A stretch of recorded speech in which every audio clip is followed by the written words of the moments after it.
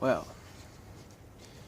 it's fairly cold outside, about 20 degrees below zero,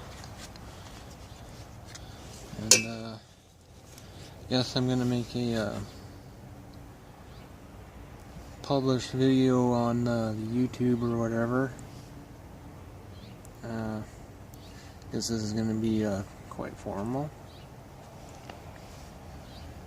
And as you can see right there, there is a inverter welder. It is called a kicking horse, or that's the brand name. That's the 220A or A220 model. And I got it plugged into a stove plug in the basement. It's powered through 50 feet of 12 gauge wire extension cord to get it out here. It's being fed the 220 or 250 volt, whatever is in this residential unit that I'm currently in. And max draw on that breaker that it's on is it's a 40 amp breaker, but they'll pull a peak of 50 or 60 for a couple seconds.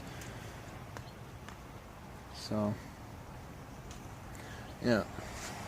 I got some low hydrogen rod here. It's a 7018.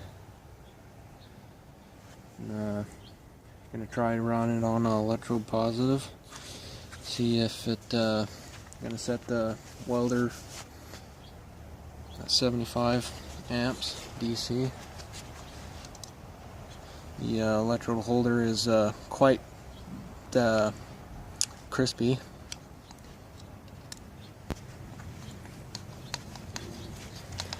So yeah, we'll see how this goes here. I got a little gear here on the table that I'm welding, so the metal that gear is made out of is like high carbon, or like armored plate basically.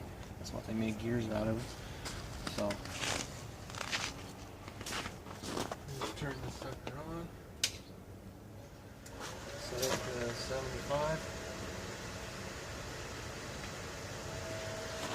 The thing with these 7018 rods on AC machines that I've used, I had to set the AC machines to run these rods at 135 amps or so to get them to somewhat roughly work. But this is a DC machine, so set at 65 on 135, so we'll see what happens.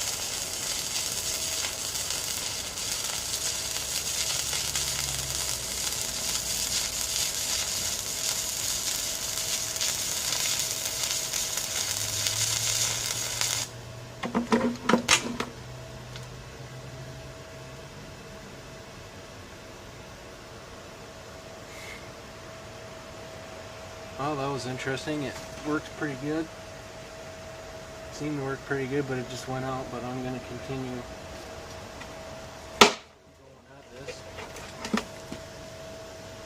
Back here is melting snow on the table. It's really hot.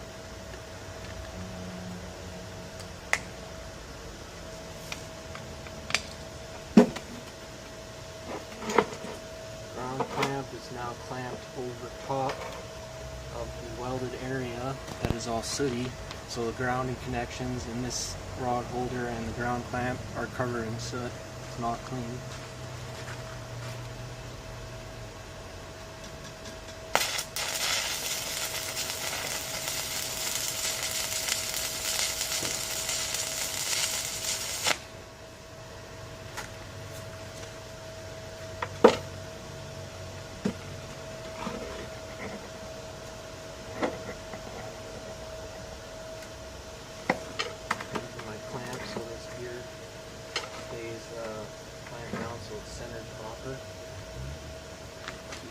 this